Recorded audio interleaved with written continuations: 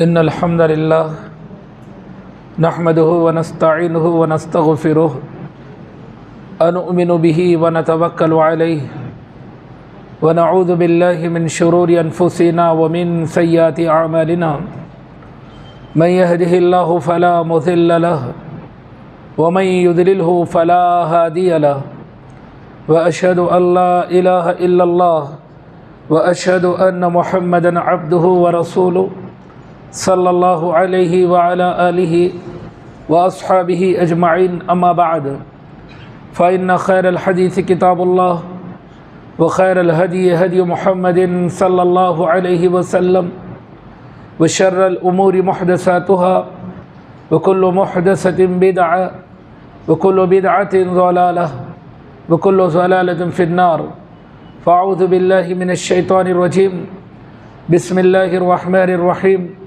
يا أيها الذين آمنوا اتقوا الله حق تقاته ولا تموتن إلا وأنتم مسلمون يا أيها الناس اتقوا ربكم الذي خلقكم من نفس واحدة وخلق منها زوجها وبث منهما رجالا كثيرا ونساء واتقوا الله الذي تساءلون به والأرحام إن الله كان عليكم رقيبا يا أيها الذين آمنوا اتقوا الله وقولوا قولا سديدا يصلح لكم أعمالكم ويغفر لكم ذنوبكم ومن يطع الله ورسوله فقد فاز فوزا عظيما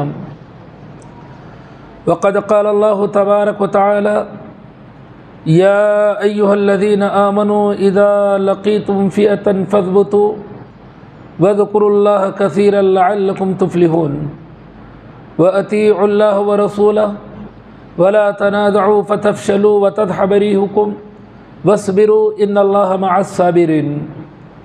تمام تعریفیں اس ذات وحدہ لا شریک کے لیے لائق و زیبا ہیں جو ساری کائنات کا پالنہار ہے۔ بے شمار درود و سلام ہو نبی مکرم و محترم پر جنہیں اللہ رب العزت نے تمام جن و انس کے لیے ہادی و رہنما بنا کر مبعوث فرمایا۔ اللہم صلی علی محمد وعلی آل محمد كما صليت على إبراهيم وعلى آل إبراهيم إنك حميد مجيد اللهم بارك على محمد وعلى آل محمد كما باركت على إبراهيم وعلى آل إبراهيم إنك حميد مجيد۔ حاضرین جمعہ، ابھی میں نے آپ حضرات کے سامنے قرآن مجید کے سورہ انفال کی 2 آیات کی تلاوت کی، جو آیت نمبر 45 اور آیت نمبر 46 ہے، جس کا ترجمہ یوں ہے: اے ایمان والو، جب تمہارا مقابلہ ہو مخالف گروہ سے تو ثابت قدمی اختیار کرو اور کثرت سے اللہ کا ذکر کرو تاکہ تم لوگ کامیاب کیے جاؤ، اور اطاعت کرو اللہ کی اور اطاعت کرو اس کے رسول صلی اللہ علیہ وسلم کی، اختلاف نہ کرو، بزدل ہو جاؤ گے اور تمہاری ہوا اکھڑ جائے گی، اور صبر کرو، بے شک اللہ صبر کرنے والوں کے ساتھ ہے۔ ان آیات کی روشنی میں ہم آج کے موضوع کو سماعت کرنے کی کوشش کریں گے۔ آج کا موضوع ہے اتحاد انسانیت وقت کی ضرورت۔ معزز حاضرین، آج جو دنیا کے حالات چل رہے ہیں، ان حالات سے ہر وہ شخص جس کا تھوڑا سا بھی میڈیا سے تعلق ہے، وہ تھوڑا سا بھی اخبارات پڑھتا ہے، نیوز سنتا ہے، یا پھر سوشل میڈیا سے اس کا تعلق ہے، تو گاہے بگاہے پوری دنیا کے حالات اس کے سامنے ہیں۔ صرف ہمارے اس ملک عزیز ہندوستان کی بات نہیں، بلکہ شام لو، مصر لو، یمن لو، فلسطین لو، یا چائنا کا معاملہ، وہاں کے حالات بہت کم ظاہر ہوتے ہیں، لیکن پھر بھی جو حالتیں وہاں بھی امت مسلمہ کے ساتھ ہے وہ کسی سے ڈھکے چھپے نہیں ہیں۔ اسی طرح روہنگیا کا معاملہ کیا ہے وہ آپ جانتے ہی ہیں، برما کی کیفیت، برما کی حالات سے آپ واقف ہیں۔ یقیناً انسان ہی انسان کا دشمن ہے، انسان ہی انسان کا قاتل ہے۔ انسانیت آج ختم ہو چکی ہے۔ ہمارے ملک کی حالت تو اس قدر نیچے گر چکی ہے کہ جانوروں کے لیے انسانوں کا ضیاع ہو رہا ہے، جانوروں کی حفاظت کے لیے انسانوں کے خون کو پانی کی طرح بہایا جا رہا ہے۔ آج انسانیت کی کوئی قدر قیمت نہیں رہی ہے، لیکن انسانیت سوئی ہوئی ہے، انسانیت جاگ نہیں رہی انسانیت کے لیے۔ کبھی کسی جگہ پر کہیں پر کوئی ظلم زیادتی ہوتی تو کبھی کبھی اقوام متحدہ آواز اٹھاتی، اس ملک کے خلاف میں میٹنگیں ہوتی، اس ملک کے خلاف مجلس مشاورتیں قائم ہوتی، پھر کوشش ہوتی کہ وہاں انسانیت کی بقا کس طرح سے ہو، وہاں کی مظلوم قوم کی کیسے مدد کی جائے، مظلوموں کو ظلم سے کس طرح سے بچایا جا سکے۔ لیکن آج وہ آوازیں بھی دب چکی ہے، وہ آوازیں بھی نہیں اٹھائی جا رہی ہے، بلکہ کبھی آواز اٹھتی بھی ہے تو اس آواز کا کوئی مطلب بھی نہیں ہوتا ہے۔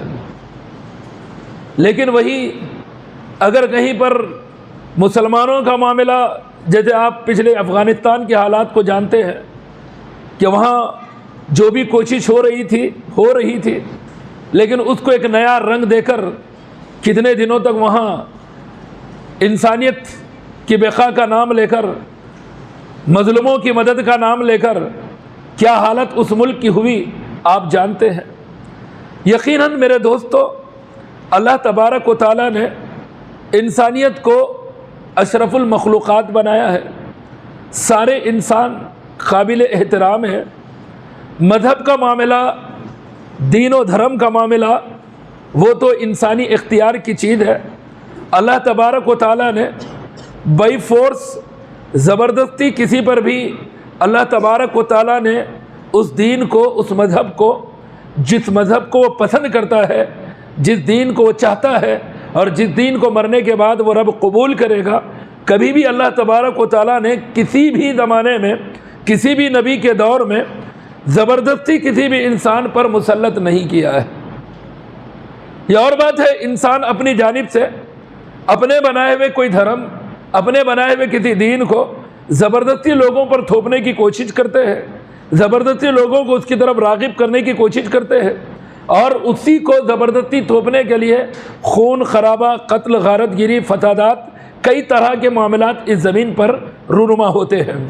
لیکن اگر اللہ تبارک و تعالیٰ نے، اللہ رب العزت کے احکامات کو اگر دیکھا جائے تو اللہ تبارک و تعالیٰ نے آدم علیہ السلام سے لے کر آخری نبی جناب محمد صلی اللہ علیہ وسلم تک اللہ نے جتنے بھی دین اتارے ہیں، جتنے بھی مذہب اتارے ہیں، جتنی بھی شریعتیں اتاری ہیں، ان شریعتوں کو اللہ نے کبھی بھی اپنی جانب سے زبردستی یا پھر جس نبی کو بھیجا ہے اس نبی کے ذریعے بزور طاقت، بزور تلوار، بزور ہتھیار، بزور لڑائی، بزور جہاد کبھی بھی کسی کے اوپر مسلط نہیں کیا ہے۔ یہ اور بات ہے کہ جب جب بھی انبیاء دعوت توحید دیتے رہے، انبیاء انسانوں کو اللہ کی عبادت کی طرف بلاتے رہے، ایک اللہ کی توحید کی دعوت دیتے رہے، شرک سے روکتے رہے، گناہوں سے، برائیوں سے، بے حیائیوں سے منع کرتے رہے، تو وہ قوم اس دعوت کے جواب میں اس نبی پر زیادتی کرتے رہی، ظلم کرتے رہی، انہیں ستاتے رہے، یہاں تک کہ بعض انبیاء ایسے گئے ہیں جنہیں ان کی قوموں نے زندہ آرے سے چیر کر دو حصوں میں بانٹ دیا۔ بعض انبیاء ایسے گزرے ہیں جن کے جسموں کو لوہے کے کنگھیوں سے کنگھی کر دی گئی، جسم سے گوشت کو نکال لیا گیا، زندہ صرف ہڈیاں باقی رکھی گئی، اس طرح کے مظالم ڈھائے گئے۔ لیکن اس کے باوجود اللہ تبارک و تعالیٰ نے اس قوم پر پھر بھی زبردستی مسلط نہیں کیا کہ تمہیں اسی دین کو ماننا ہے۔ لیکن آج سب سے بڑی جو دشمنی عداوت پوری دنیا میں ہوتی ہے، جس چیز کو لے کر ہو رہی ہے، یہ نفرتیں جس چیز کو لے کر ہو رہی ہے، وہ کیا ہے؟ مذہب ہے، دین ہے، دھرم ہے۔ اسی کی سب سے زیادہ لڑائی ہے، اور خاص کر ہمارے اس ملک کے اندر تو آپ دیکھتے ہیں اسی کو سب سے زیادہ ہائی لائٹ کیا جاتا ہے، اسی چیز کو سب سے زیادہ لوگوں کے سامنے رکھا جاتا ہے۔ ہر وقت یہ کوشش ہوتی ہے کہ مذہب کے نام پر کیسے نفرتیں لائی جائے، مذہب کے نام پر کیسے دراڑیں ڈالی جائے، مذہب کے نام پر ایک دوسرے کے اندر حسد، بغض، کینہ کس طرح سے بھرا جائے۔ گاہے بگاہے کبھی فلموں کے ذریعے، کبھی ڈراموں کے ذریعے، کبھی سوشل میڈیا پر زبانیں لمبی کر کے جس طرح سے چاہتے ہیں اسلام، خاص کر اسلام اور مسلمانوں کے خلاف زہر اگلتے ہی رہتے ہیں، نفرتوں کا بازار گرم کرتے ہی رہتے ہیں۔ یہ انسانیت کو توڑنے کی کوشش ہے، یہ انسانیت کے درمیان عداوت بغض ڈالنے کی کوشش ہے جو کہ ہونی نہیں چاہیے۔ کیونکہ انسان سے دشمنی کیوں کرے؟ انسانیت کا قاتل کیوں بنے؟ یہ تو وہی معاملہ ہوا، کیا انبیاء جب اللہ تبارک و تعالیٰ نے انسان کو پیدا کرنا چاہا، آدم علیہ السلام کو پیدا کرنا چاہا، فرشتوں سے جب کہا کہ انی جاعل فی الارض خلیفہ قالوا اتجعل فیہا من یفسد فیہا ویسفک الدماء، اللہ نے کہا ہے فرشتوں میں زمین میں جانشین بھیجنا چاہتا ہوں، ایک خلیفہ بھیجنا چاہتا ہوں۔ تو فرشتوں نے کہا کہ اللہ تو کیوں بنانا چاہتا ہے زمین پر ایسی مخلوق کو جو فساد برپا کرے گی، ایک دوسرے کا خون بہائے گی؟ تو فرشتوں کا وہ اعتراض کبھی کبھی لگتا ہے آج کے انسانوں کے معاملات کو دیکھ کر کے درست تھا کہ یہ انسانیت اس زمین پر فسادات ہی مچائے گی، یہ انسانیت اس زمین پر آئے گی تو قتل و غارت ہی کرے گی۔ لیکن اللہ تبارک و تعالیٰ نے انسانوں کو پیدا کیا اور ان کا اصل مقام کہاں رکھا؟ جنت رکھا۔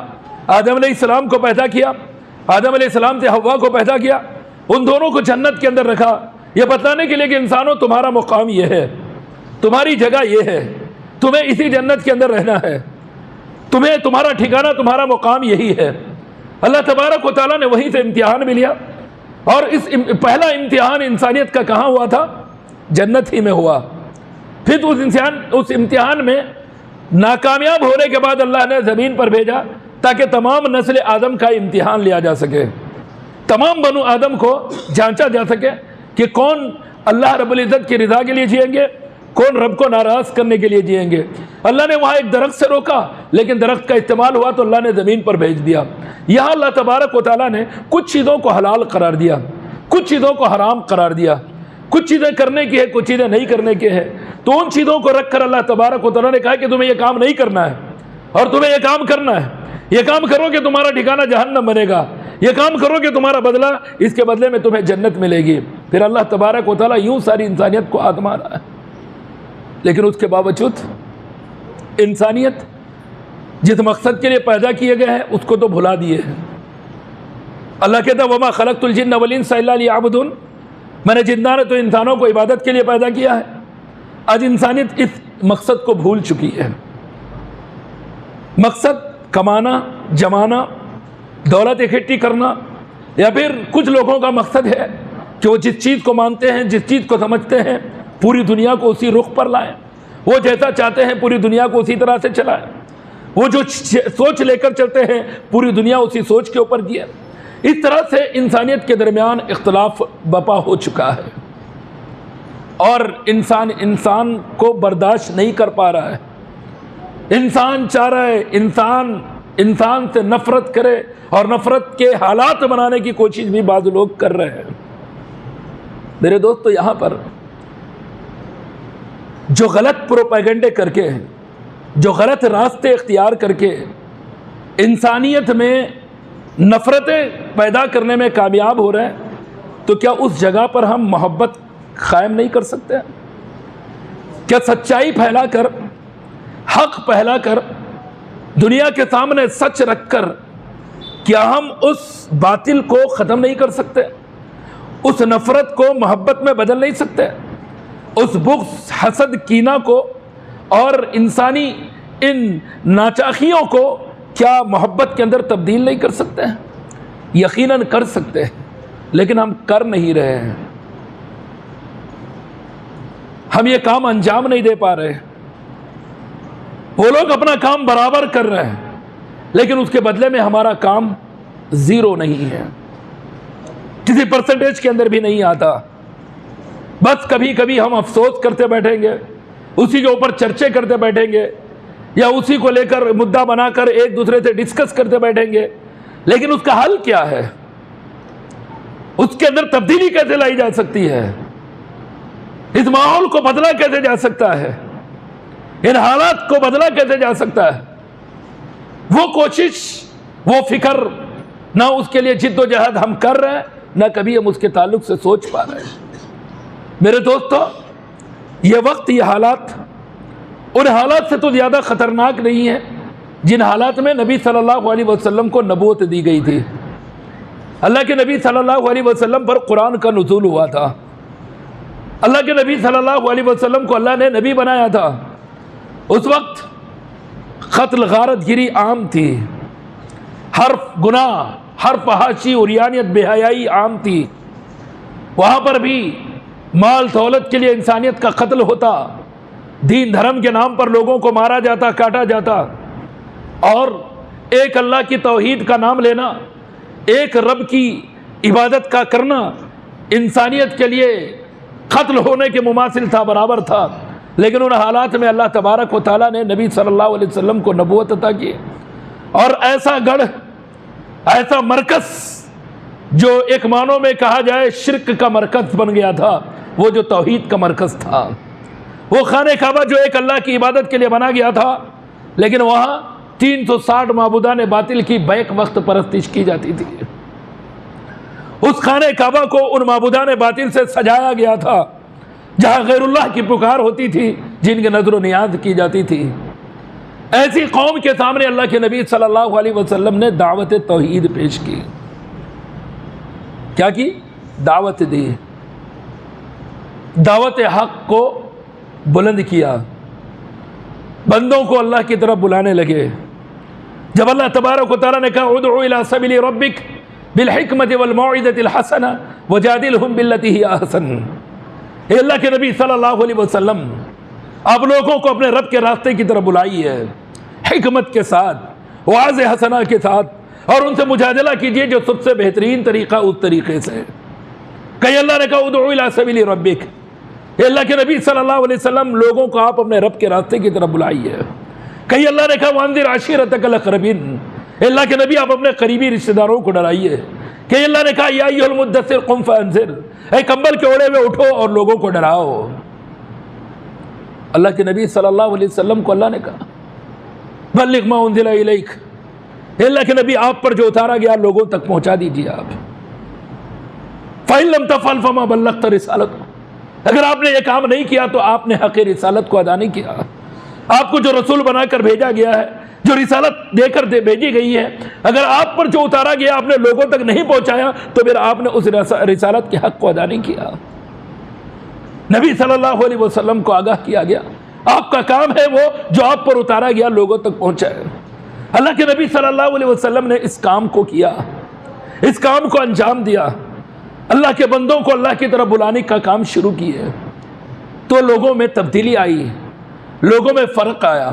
وہی 360 کے پوچھنے والے ایک اللہ کی عبادت کرنے والے بن گئے، وہی غیر اللہ کے نظر و نیاز کرنے والے ایک اللہ کے سامنے اپنے سر کو جھکانے والے بن گئے، وہی جو بتوں کے رکھوالے تھے اللہ کے گھر کے رکھوالے بن گئے، وہی جو ایک اللہ کی عبادت سے چڑھتے تھے، جو ایک اللہ کی پکار کرتا ان پر ظلم زیادتی کرتے تھے، وہ انہی کے مسیحا بن گئے آگے چل کر۔ لیکن یہ فرق کب ہوا؟ جب یہ دعوت و تبلیغ کا کام کیا گیا۔ آج میرے دوستو، نفرت کا کام تو ہو رہا ہے، دراڑے ڈالنے کا کام تو ہو رہا ہے، لڑانے کا کام تو ہو رہا ہے، لیکن ملانے کا کام کون کر رہا ہے؟ انتشار کا کام تو ہو رہا ہے، اتحاد کا کام کون کر رہا ہے؟ اتحاد و اتفاق کا کام کون کر رہا ہے؟ دوریاں پیدا کرنے کا کام تو ہو رہا ہے، قریب لانے کا کام کون کر رہا ہے؟ ہماری بات نہیں میرے دوستو، ہمارے اپنے اختلاف تو اپنی جگہ ہوں گے ہی ہوں گے، اور ہیں، ہوتے رہیں گے، الگ چیز ہے۔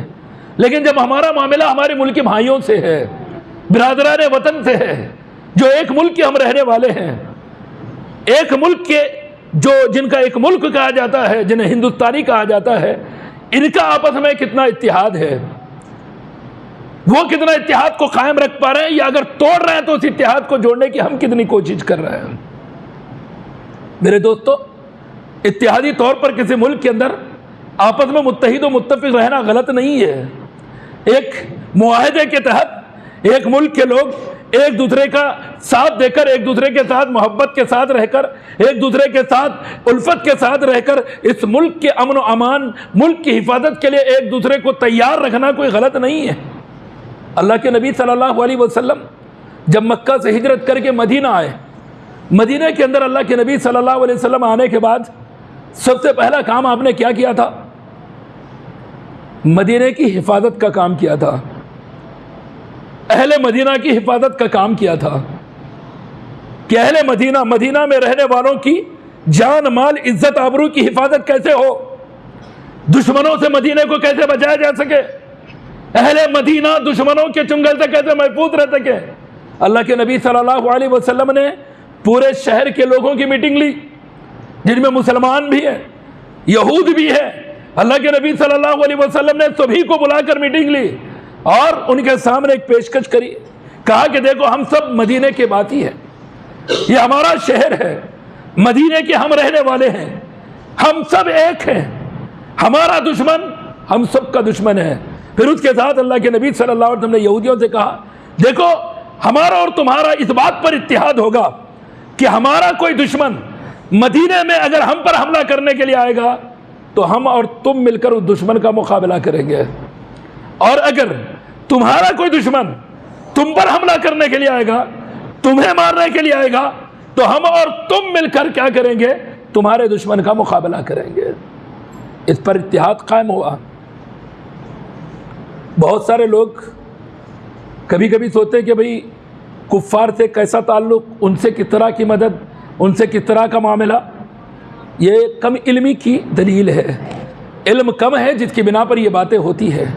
لیکن اللہ کے نبی صلی اللہ علیہ وسلم نے مدینے کا ایسا اتحاد قائم کیا کہ دشمن کوئی بھی ہو وہ اہل مدینہ کا دشمن، اور اہل مدینہ اتحاد کے ساتھ کیا کریں گے؟ اس سے مقابلہ کریں گے، لڑیں گے۔ یہی وجہ تھی کہ جنگ احد کے اندر جب مشرکین اہل ایمان سے جنگ کے لیے آئے تو اس وقت یہ لوگ بھی نبی صلی اللہ علیہ وسلم کے ساتھ جنگ کے لیے نکلے۔ یا اور بات ہے کہ درمیان میں اختلاف کر کے واپس آ گئے کہ ہمارا معاہدہ تو کہاں تھا؟ مدینے کے حد تک تھا کہ اگر ہم مدینے میں رہیں گے، مدینے کے اندر کوئی دشمن آئے گا تو تب ہم مقابلہ کریں گے، یہ تو باہر جا کر لڑنا ہے، لہذا یہ معاہدہ ہم نے نہیں کیا ہے۔ اس طرح سے وہ لوگ پیچھے رہے، لیکن وہ لوگ اپنے معاہدے کو یاد رکھ کر ساتھ دینے کا برابر انہوں نے کوشش کیا تھا، معاملہ کیا تھا۔ تو اس طرح یکجہتی، اتحاد، اتفاق خاص کر ہمارے اس ملک کے معاملات کے اندر کرنا ہے، کوشش ہونی چاہیے، کیا جانا چاہیے۔ کام کرے گے کون؟ اللہ تبارک و تعالیٰ اہل کفار کے بارے میں کہتا ہے یہ ایسی قوم ہے لا یعلمون، جس کو علم نہیں ہے، جانتے نہیں ہیں، ان سے تو امید نہیں ہو سکتی۔ ان میں سے جو بھی کریں گے ہو سکتا ہے کچھ اچھا کریں گے، کچھ وہ بھی ہوں گے جن میں سمجھداری ہوگی، دوراندیشی ہوگی، جو کبھی کبھی کسی طرح کے بیانات ہمارے سامنے آتے ہیں، لیکن بعض وہ بھی ہوں گے جو نفرتیں پھیلائیں گے، چاہیں گے کہ فسادات ہو، قتل و غارت گری ہو، اور ہو بھی رہا ہے۔ کبھی کسی نہت انسان کو قتل بھی کیا جا رہا ہے۔ آج کوئی جان محفوظ نہیں ہے اس ملک کے اندر، کوئی سفر محفوظ نہیں ہے۔ آدمی ٹرین کا سفر کرتے ہوئے گھبراتا ہے، ایک اسٹیٹ سے دوسرے اسٹیٹ کو جاتے ہوئے گھبراتا ہے۔ بعض مسلمانوں کی تو حالت یہ ہوگی کہ داڑھی رکھ کر، کرتا پیجامہ پہن کر کسی علاقے میں جانے کے لیے گھبرا رہے، پتہ نہیں کہ کب ان کے ساتھ کیا حالات ہو۔ بعض ماں باپ اپنے نوجوانوں کو صلاح دے رہے، بیٹے تمہاری ظاہری شناخت ایسی کوئی نہ ہو کہ جس سے تمہیں کوئی انڈیکیٹ کر سکے کہ تم مسلمان ہو اور تم کسی حادثے کے شکار ہو جاؤ۔ اس لیے کبھی کبھی چند نوجوانوں کو دیکھا گیا داڑھی رکھے تھے، اچانک آہستہ آہستہ انہوں نے کاٹ دی، کاٹتے کاٹتے انہوں نے مونڈ دی۔ کبھی دوسرے علاقے کو پڑھائی کے لیے کہیں جا رہے تو وہ لوگ اپنے آپ کو اس طرح سے رکھنا چاہ رہے تاکہ شناخت نہ ہو سکے۔ کبھی بعض کا معاملہ تو یہ ہے کہ وہ کوشش کر رہے کہ تعلقات ہی نہ رکھو کسی سے، اور ظاہر ہونے نہ دو کہ وہ ہندو ہے یا مسلمان ہے۔ یہ حالات اس ملک کے بنتے جا رہے ہیں۔ آخر کب تک ایسے بچا جا سکتا ہے؟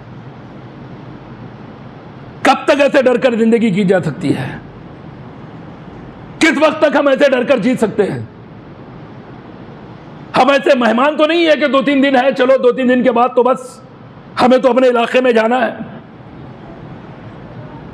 چند دنوں کے مہمان تو نہیں ہم، اس ملک کے باشندے ہیں، یہ ہماری ملکی ہے، یہ شہریت ہے ہماری یہاں کی، ہمارا جینا ہمارا مرنا یہاں ہے، ہماری زندگی کے معاملات یہاں ہے. ہم پیدا یہاں ہو رہیں گے، مریں گے تو اسی ملک کے زمین کا ایک حصہ بن جائیں گے. تو پھر یہ ڈر کر بچ کر اپنے آپ کے معاملات سے بچا کر کب تک جی سکتے ہیں؟ ہماری شناخت کھو کر کب تک جی سکتے ہیں ہم؟ یا پھر ایسا تو معاملہ نہیں ہے کیا آہستہ آہستہ یہ سوچ ہمیں اسلام ہی سے دور کر دے، اسلام بیدار ہو جائے، ہم ڈر کر خوف کھا کر اسلام ہی کو ترک کر دیں؟ ہاں بھئی، ہمارے ماں باپ تھے مسلمان لیکن ہماری گھر واپسی ہو چکی ہے، اب ہم اسلام میں نہیں ہے، نام ہے وہ، کبھی بھی نام بدل سکتے ہیں ہم، یا پھر جہاں جیسا معاملہ ہے اس طرح سے کر لیے، مندر چلے گئے، پوجا کر لیے، کوکم لگا لیے، کہیں جا کر کچھ بھی کر لیے تاکہ احساس نہ ہو کہ ہم مسلمان ہیں. ہم یہ بتلا دیں کہ ہم مسلمان نہیں ہیں، اسلام سے ہم دور ہو چکے ہیں. کہیں ایسا تو معاملہ ہماری زندگیوں کے اندر نہیں آئے گا. حالات تو میرے دوستو دن بہ دن اسی جانب جا رہے ہیں، اور بعض مروب بھی ہو رہے، ڈر بھی رہے. کیا اللہ کے وعدوں پر ہمیں یقین نہیں ہے؟ کیا جس اسلام کو مانتے ہیں اس اسلام کی سچائی پر یقین نہیں ہے؟ کیا ہمیں موت پر یقین نہیں ہے؟ کیا مرنے کے بعد کی زندگی پر یقین نہیں ہے؟ مرنے کے بعد جو حساب و کتاب ہوگا اس حساب و کتاب کے دن پر یقین نہیں ہے؟ اللہ تبارک و تعالیٰ نے کہا وَلَا تَهِنُوا وَلَا تَحْزَنُوا وَأَنْتُمُ الْأَعْلَوْنَ إِن كُنتُم مُؤْمِنِينَ. تم لوگ غم نہ کرو، رنجیدہ مت ہو، بزدل نہ ہو. انتم الأعلون ان کنتم مؤمنین، تم ہی بلند رہو گے، تمہیں بلندی اللہ عطا کرے گا اگر تم ایمان والے ہو. ایمان ہی نہیں رہے گا، توحید ہی نہیں رہے گی، اسلام ہی نہیں رہے گا تو پھر اللہ بلندی کیسے عطا کرے گا؟ آج کوشش یہی ہے دشمنوں کی کہ ہم اسلام چھوڑ دیں، توحید چھوڑ دیں، اسلامی تعلیمات کو چھوڑ دیں، اسلامی شناخت کو ختم کر دیں. کبھی حجاب پر پابندی، اس لیے تاکہ ہماری مائیں بہنیں بیٹیاں حجاب کو ترک کر دیں، اسلام اس حکم کو ترک کر دیں. اور کبھی ہمارے پاس جو اپنے آپ کو ذی شعور، دور اندیش، رہنما، فلاسفر، پتہ نہیں کیا کیا عہدے ان کے ساتھ لگیں گے، وہ بھی کہتے ہیں یہ تنگ سوچ کو تھوڑا کیا کریں، وسیع کر لیں. اسلام پردے میں چھے گیا، اسلام پردے میں چھے گیا. خالی ایک پردہ نہیں کرے تو اسلام ختم ہو جاتا، حجاب نہیں کرے تو اسلام ختم ہو جاتا. اگر اسلام کا یہ پردہ ترقی کے اندر رکاوٹ ہے تو پردے کو چھوڑ دے تاکہ ہماری ماں بہنیں بیٹیاں ترقی کر پائیں، اعلیٰ تعلیم حاصل کر سکے، اعلیٰ ڈگریاں حاصل کر سکے. اس طرح کی سوچ بھی بات طرح سے آ رہی ہے. کیا یہ سوچ درست ہے؟ کیا یہ سوچ اسلامی ہو سکتی ہے؟ کیا بزدلی کی سوچ نہیں ہے؟ کہ اللہ رب العزت کی ذات پر یقین نہ ہو، ایسی سوچ نہیں ہے؟ اللہ تبارک و تعالیٰ نے جس بات کا حکم دیا، کیا رب کا حکم انسانی فطرت کے خلاف یا کسی کی ترقی میں رکاوٹ ہو سکتا ہے؟ ہرگز نہیں میرے دوستو. مفاد پرستی، دنیا پرستی آج ہے، اس طرح کی سوچ ذہنوں سے نکلے گی، زبان اگلے گی وہ الفاظ جو دنیا پرستی سکھلائے گی، صرف دینداری نہیں. لیکن ان حالات سے تنگ کیا جا رہا ہے، گاہے بگاہے کوئی نہ کوئی مسئلہ، کبھی اذان پر پابندی، کبھی کھلے میدانوں میں کھلی جگہوں پر نماز پڑھنے پر پابندی. کچھ دن نہیں جاتے کوئی نہ کوئی حالات ہمارے سامنے آ جاتے ہیں، کوئی نہ کوئی ایشو بنتا ہے ہمارے سامنے. کبھی یہ ایشو ہوتے ہیں تو ہمارے اعلیٰ عہدوں پر جو فائز ہے، جو جمہوری ملک کے قائد ہیں، جو ایسے ملک کے رہنما ہیں جہاں کا ہر باشندہ ان کے نزدیک برابر ہے، ہر ہندوستانی ان کے نگاہ میں برابر ہونا چاہیے، کیونکہ وہ جمہوری ملک کے ذمہ دار ہے، کسی مذہبی ملک کے نہیں. ایسا جمہوری ملک جہاں کئی مذاہب کے ماننے والے لوگ ہیں، وہ کبھی کچھ زبان کھولے تو کھولے، نہیں تو ہم بولتے رہتے تم اپنا کام کرتے رہو، اس طرح کے انداز میں ہوتے. یہ سب حالات ہمارے سامنے ہیں، تو ان حالات کو بدلا کیسے جا سکتا ہے؟ کبھی کبھی بعض نوجوان جذباتی جلوس نکالے، احتجاج کیا، ریالیاں نکال لیے، کبھی نعرہ تکبیر کی آوازیں بلند کرتے ہوئے روڈوں پر نکل گئے، ہو سکتا ہے اسی کے اندر کسی قسم کا فساد مچ جائے، پھر وہاں سے کوئی خدر و غارت گری، کبھی دیکھیں گے ہوتا کچھ معاملہ، پھر اس کے بعد کبھی کبھی کس کو پکڑ لیا انکاؤنٹر کے نام پر، کہیں پر بھی لے جائے، کسی کے اوپر کوئی بھی الزام دے کر اس کا قتل کر دے یا پھر سلاخوں کے پیچھے ڈال دے۔ کبھی کچھ نوجوان وہ تو جائیں گے جو جذباتی بن کر نوجوانوں کو جذبات ابھارے تھے، وہ جیلوں کے سلاخوں کے پیچھے ہی اپنے گھروں کے اندر، ان کو جیلوں کی سلاخوں سے کون نکالے گا؟ اس طرح سے جو مظاہرے ہوتے ہیں کبھی کبھی اس کا نقصان بہت زیادہ ہوتا ہے۔ بنیادی کام کیا کرنا ہے وہ نہیں، بنیادی کام کیا ہے؟ اللہ تبارک و تعالیٰ نے کہا یا ایھا الذین آمنو، اے وہ لوگوں جو ایمان لے آئے ہو، سب سے پہلے ہم مومن ہے کہ نہیں جانچ لیں، ہم اپنے ایمان کو جانچ لیں، اپنے عقیدے کو جانچ لیں، ہم مومن ہے کہ نہیں ہے، ایمان کیا ہوتا ہے، ایمان کہتے کس کو ہے، ایمانیات کی چیزیں کیا ہے، وہ ہمارے عقیدے میں پوری طرح ہے کہ نہیں ہے اس کو جان لے۔ ایمانیات میں کیا ہے؟ آمنت باللہ وملائکتہ وکتبہ ورسلہ والیوم الآخر والقدر خیرہ وشرہ۔ ہمارے عقیدے کی مضبوطی میں یہ چیزیں ہے کہ نہیں دیکھ لیں۔ اللہ پر ایمان ہے تو اللہ پر توکل بھی چاہیے، اللہ پر عقیدہ چاہیے۔ پوری دنیا مل کر اگر کسی کو نقصان پہنچانا چاہے اور رب نہ پہنچانا چاہے، پوری دنیا مل کر کو رتی کے برابر بھی نقصان نہیں پہنچا سکتی۔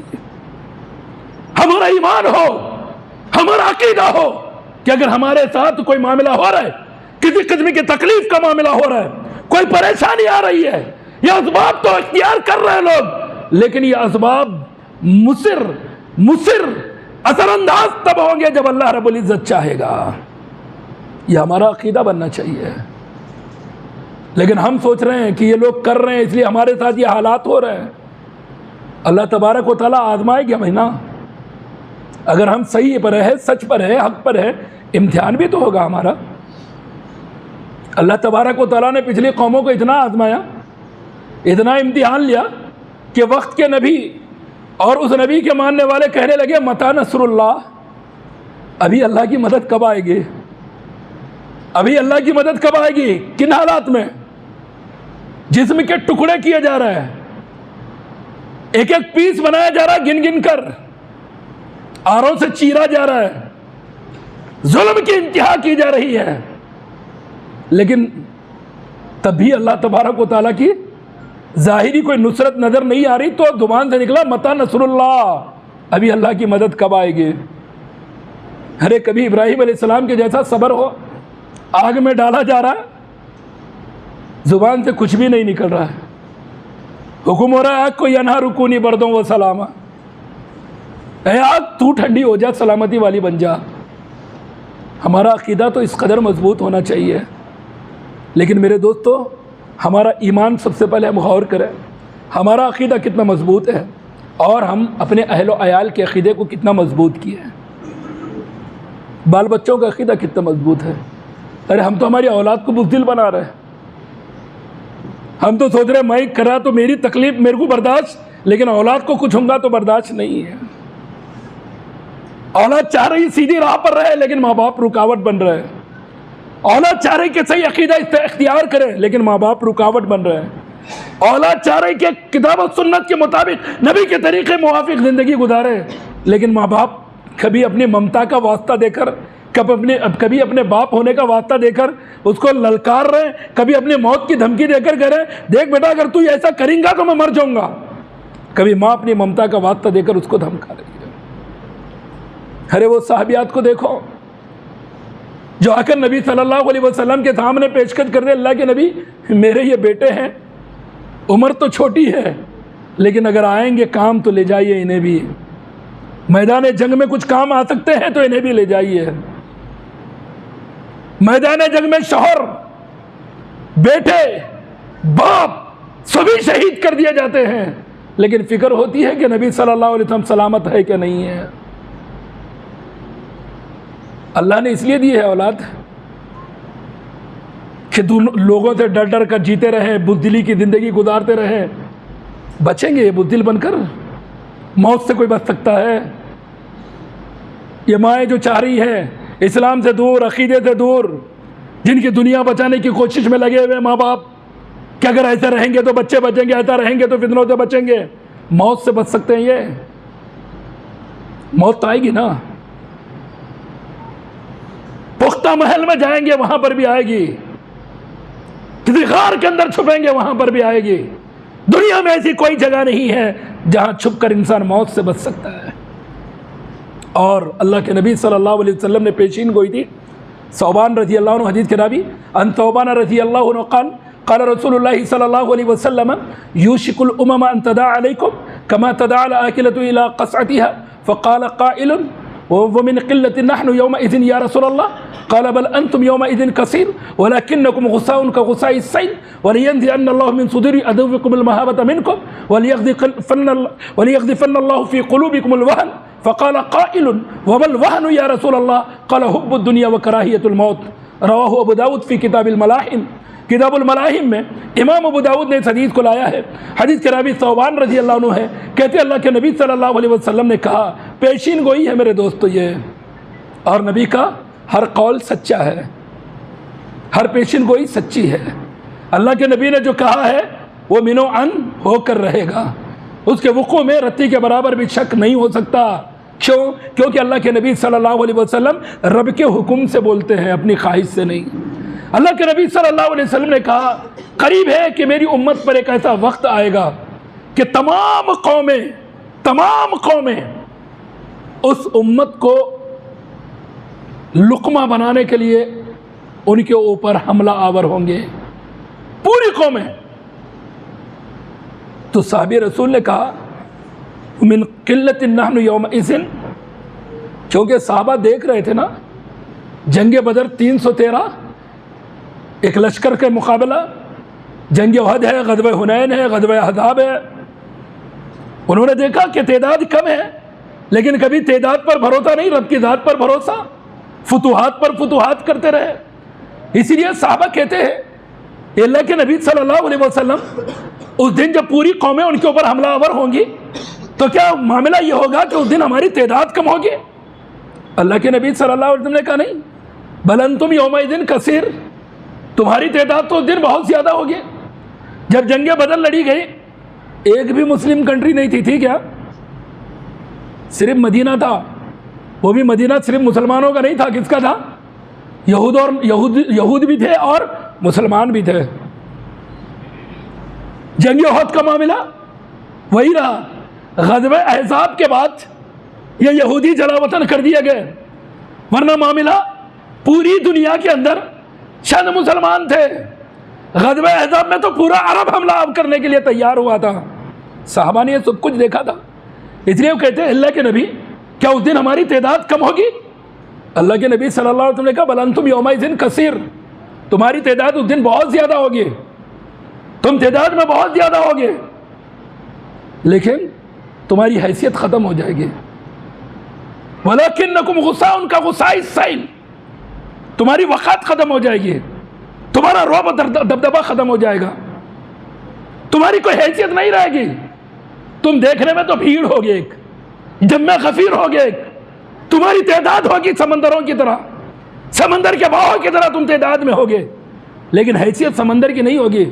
تمہاری حیثیت سمندر پر بہنے والے خش و خاشاک کی ہوگی، سمندر کے برگ میں بہنے والے تنکوں کی ہوگی، اس کچرے کی ہوگی جو سمندر کے برگ کے اندر بہتا ہے، اس سے بڑھ کر تمہاری کوئی حیثیت نہیں رہے گی۔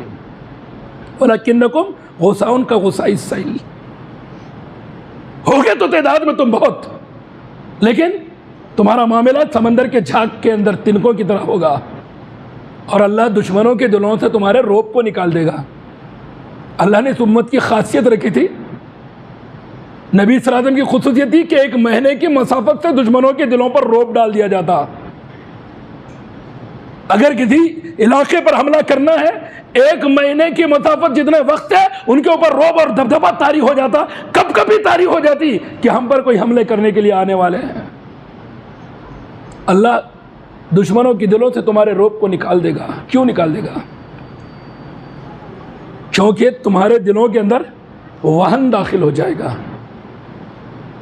ایک صحابی رسول نے پوچھا ومل وہن یا رسول اللہ، اللہ کے نبی صلی اللہ علیہ وسلم وہن کیا ہے؟ اللہ کے نبی نے کہا حب الدنیا و کراہیت الموت، تم دنیا کو چاہنے لگو گے، دنیا تمہارے نزدیک محبوب ہو جائے گی، اللہ نہیں، اللہ کے رسول نہیں، اس کا بھیجا ہوا دین نہیں، اس کی شریعت نہیں، اس نے جن چیزوں کو حرام قرار دیا وہ نہیں، جن چیزوں کو حلال قرار دیا وہ نہیں، تمہارے نزدیک اللہ کے نبی، اس کا دین، اس کی شریعت، اس کی کوئی حیثیت نہیں ہوگی۔ حب الدنیا، تمہیں صرف دنیا محبوب ہوگی، صرف دنیا سے تمہیں پیار ہوگا، تم چاہو گے دنیا کیسے حاصل ہو، دنیا میں کس طرح سے بچے، دنیا کی زندگی کیسے حاصل ہو، دنیا کا عیش و عشرت کیسے حاصل ہو، دنیا کی بقا کیسے ملے، دنیا میں وہ کیسے محفوظ رہ کر سکون اور چین کی زندگی گزارے۔ حب الدنیا، دنیا میں پیاری ہو جائے گی تمہارے نزدیک۔ وہ کراہیت الموت، اور کیا کرو گے؟ موت کو ناپسند کرو گے۔ دنیا اسی کو ڈراتی ہے جو موت سے ڈرتا ہے، جو موت سے نہیں ڈرتا نا، دنیا میں اتنی طاقت نہیں ہے کہ اس کو ڈرا سکے۔ کسی پہلوان سے آدمی کیوں ڈرتا؟ کہا میری جان لیتے گی بول کر، جب یہ مرنے کے لیے تیار ہو جا تو اس پہلوان کے پسینے چھوٹ جائیں گے، بھلا یہ تو میرے سے بھی دھارو نکلا بولے گا۔ صرف انسان کو اس کی موت ڈراتی ہے، اور اللہ کے نبی صلی اللہ علیہ وسلم فرماتے دنیا ڈرائے گی، دنیا حملہ کرے گی، دنیا اس حالت تک تمہیں پہنچائے گی۔ کب؟ جب تمہیں دنیا سے محبت اور موت سے نفرت ہو جائے گی۔ میرے دوستو، آج ہماری یہی حالت ہے، آج کوئی مرنا نہیں چاہتا، بستر پہ مر رہا ہے، بچ بھی نہیں سکتا نا موت سے، لیکن مرنا نہیں چاہ رہا، رب کی راہ میں رب کی رضا کے لیے کچھ کرنا نہیں چاہ رہا، اس دین کی سربلندی نہیں چاہ رہا وہ، اس حق کو لوگوں تک پہنچانا نہیں چاہ رہا وہ، جس کام سے آج دنیا کے حالات بدل سکتے ہیں اس کام کو انجام دینا نہیں چاہ رہا۔ اس لیے میرے دوستو، آج ضرورت ہے خاص کر اس ملک کے اندر کہ ہم انسانی بھائی چاروں کو بڑھاوا دیں، انسانیت کے اخوت کو بڑھاوا دیں، گھر گھر جائیں، فرد سے ملیں، حالات کو سامنے رکھیں۔ اس ملک میں ہونے والے حالات جو ہو رہے ہیں، وہ حالات، یہی حالات اگر آگے چلتے رہیں گے تو اس ملک کا حال کیا ہوگا، اس ملک کی معیشت کا حال کیا ہوگا، اس انسانیت کے امن و امان کا کیا حال ہوگا، لوگ کیسے جئیں گے؟ میرے دوستو، سامنے والا کب ڈرتا؟ سامنے والے کو یہ ڈر ہو کہ اگر میں کچھ کروں گا سامنے والا بھی کچھ کر سکتا، تب ڈر ہوگا۔ تو کرنے والا سوچے گا کہ اگر ہم کچھ کریں گے تو جواب میں کچھ ہوگا۔ اگر یہ ڈر ختم ہو جائے، یہ ڈر ختم ہو جائے تو پھر سامنے والا نڈر ہو جائے گا۔ اسی لیے میرے دوستو، احساس دلانا پڑے گا، صبر کا ایک وقت ہوتا ہے، صبر کی ایک انتہا ہوتی ہے۔ جو بولتے نا تنگ آمد تو جنگ آمد، جب آدمی بہت ہی زیادہ مجبور ہو جائے تو کیا کرتا ہے؟ جو ہوں گا دیکھا جائے گا بول کر بھیڑ جاتا ہے۔ اسی لیے ساری چیزیں بھی سامنے رکھنی ہوں گی۔ ان عام انسانوں کو جو اس زہر سے دور، نفرتوں سے دور ہے، لیکن گھر کی چار دیواری میں بیٹھ کر، میڈیا پہ سن کر، سوشل میڈیا پہ سن کر، نیوز چینلوں میں سن کر اسلام کے خلاف، مسلمانوں کے خلاف جو اپنے دل میں نفرتیں لا رہے ہیں، جو جھوٹ کو سچ سمجھ کر اپنا دماغ بنا رہے ہیں، اس دماغ کو کون بدلے گا؟ ان کے گھروں تک کون پہنچے گا؟ ان کے سامنے سچ کون رکھے گا؟ ان کے سامنے حقائق کو کون رکھے گا؟ یہ ہم سب کی ذمہ داری ہے۔ حالات سے آگاہ کرنا، جو چل رہے ہیں ان حالات سے آگاہ کرنا، سچائی کو سامنے رکھنا، کیا ہوگا اس کا اندازہ ان کے سامنے رکھنا، یہ ہماری ذمہ داری ہے۔ اس لیے میرے دوستو، ہم اس کام کو ذرا فروغ دیں، خاص کر ہمارے ملکی بھائیوں سے آج حالات کو سامنے رکھ کر اتحاد کے لیے کوشش کریں، اخوت و بھائی چارے کے لیے کوشش کریں، اور اس ملک کے امن و امان کو برقرار رکھنے کی کوشش کریں، اور خاص کر امت مسلمہ یہ کبھی کبھی ان کا اتحاد یقیناً کسی کی کامیابی کسی کی ناکامیابی کے لیے اور کسی چیز کے ہونے یا نہ ہونے کے لیے فائنل چیز مانی جاتی ہے، حتمی فیصلہ مانا جاتا ہے۔ تو آج جب بھی بہت ساری چیزیں ہیں میرے دوست، تو یہ جمہوری ملک ہے، اس جمہوری ملک کے اندر کوئی بھی الیکشن لڑ سکتا ہے، کوئی بھی پارٹی سے الیکشن لڑ سکتا ہے، کسی کو بھی ہم کو لیڈر ماننا ہی ہے۔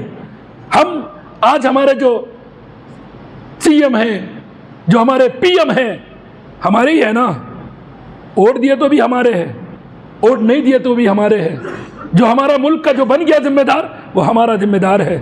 لیکن ہم سب کو، تمام ہندوستانیوں کو، اگر ہمارے شہر کا معاملہ ہے، تمام شہریان بیدر کو کوشش کرنی چاہیے کہ یہ شہر امن میں کیسے رہے، یہ شہر سلامتی میں کیسے رہے، اس شہر کو امن و امان میں برقرار رکھنے کے لیے کون سا معاملہ، کون سا عمل کرنے سے یہ شہر امن و امان میں رہ سکتا ہے۔ خاص کر مسلمانوں کو بھی چاہیے کہ اپنا اتحاد قائم کر کے اور لوگوں سے اور ہمارے اس شہری بھائیوں سے جو نان مسلم بھائی ہیں ان سے بھی اتحاد کی کوشش کرنی چاہیے کہ ہم سب مل کر بیدر میں ایک تاریخ قائم کریں گے کہ ہم ایسے فرد کو، ایسے شخص کو ہمارا رہنما، ہمارا رہبر، ہمارا رہنما بنا کر ہم پارلیمنٹ تک یا ہمارا رہنما بنا کر اسمبلی تک پیش کریں گے، جو انسانیت کا بھلا چاہنے والا ہو، نام سے نہیں، مذہب سے نہیں، عہدے سے نہیں، یہ تمام چیزوں کو خط نظر انسانیت کے لیے جو کام کر سکتا ہے، انسانیت کی جو ہمدردی کر سکتا ہے، انسانیت کو جو لے کر چل سکتا ہے، انسانیت کا درد اور احساس کرنے والا ہے، جو امن و امان کو قائم رکھنے والا ہے، ایسوں کی کوشش کریں، ایسوں کو آگے لائیں تاکہ یہ ہمارا شہر، یہ ہمارا علاقہ امن و امان کے ساتھ رہے۔ اس طرح کی کوششیں کرنا آج ایک سمجھدار انسان کی بہت بڑی ضرورت ہے۔ تو بہرحال میرے دوستو، ہمارا جو عنوان ہے آج کا وہ اتحاد انسانیت، وقت کی ضرورت۔ کم از کم ہم یہاں سے ہماری شروعات کریں کہ ہم انسانوں کو متحد کریں گے، انسانیت کی بقا کے لیے، انسانیت کو باقی رکھنے کے لیے، اس کو ظلم سے محفوظ رکھنے کے لیے، فسادات سے محفوظ رکھنے کے لیے، امن و امان کو قائم کرنے کے لیے، کسی بھی انسان کا ناحق خون نہ بہے، کسی بھی انسان کو ناحق نہ مارا جائے، اس کوشش کے لیے ہم انسانی اتحاد کو قائم کرنے کی کوشش کریں گے۔ انسانیت کے اتحاد کو کس طرح سے باقی رکھا جائے اور اس کو کیسے فروغ دیا جائے، اس کے لیے کوشش کریں گے۔ اللہ رب العزت سے دعا ہے اللہ ہمیں جب تک زندہ رکھے ایمان و اسلام پر زندہ رکھے، موت دے تو ایمان و اسلام پر موت دے۔ آمین۔ وآخر دعوانا الحمدللہ رب العالمین۔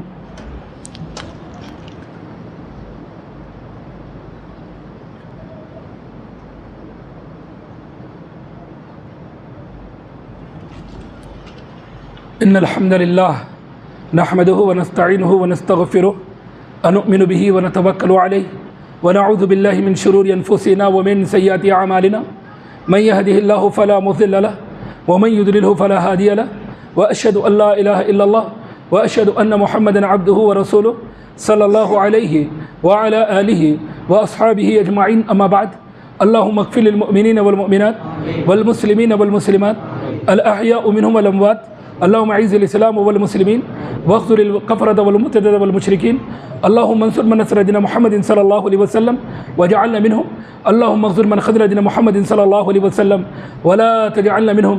عباد الله رحمكم الله، ان الله يأمر بالعدل والإحسان وإيتاء ذي القربى وينهى عن الفحشاء والمنكر والبغي يعظكم لعلكم تذكرون، واذكروا الله يذكركم وادعوه يستجب لكم ولذكر الله تعالى وأولى وأولى وعز وجل وهم وأتم وأكبر۔